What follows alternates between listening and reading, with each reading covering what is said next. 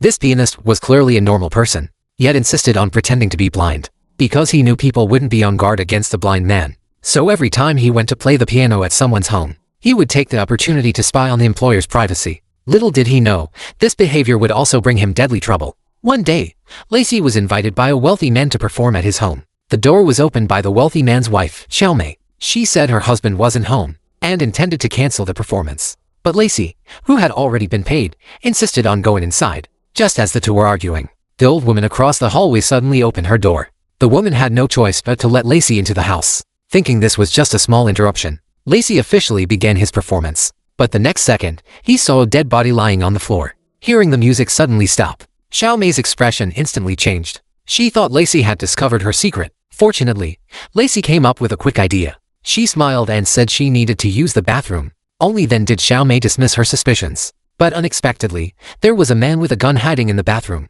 To avoid giving away any signs of detection, she had no choice but to continue pretending. Leaning on Xiaomei for support, Lacey walked back into the living room. The man sprawled on the floor was the wealthy employer who hired her. Turns out he'd come home early to surprise his wife, only to catch her with a bruiser on the side. Terrified their secret would out, they silenced him for good. Forcing down her horror, Lacey kept playing the piano. The bruiser and Xiaomei quickly got rid of the body. Good thing Lacey could act decently. Xiaomei never saw through her ruse. After slipping away from the mansion, Lacey sat by the curb, torn over dialing the police. If she did call them, everyone would learn she'd just been faking her blindness all along. She weighed her options again, and finally marched to the precinct. Barely 3 words in, the bruiser from the villa appeared inside. He was, it turned out, a senior detective. The detective asked Lacey what was up. She muddled an excuse. Some crazy guy killed her cat. No way an experienced cop bought that. To prove she was only faking her eyesight, the detective offered to see her back home. The moment she stepped in, Lacey pocketed the bare contacts.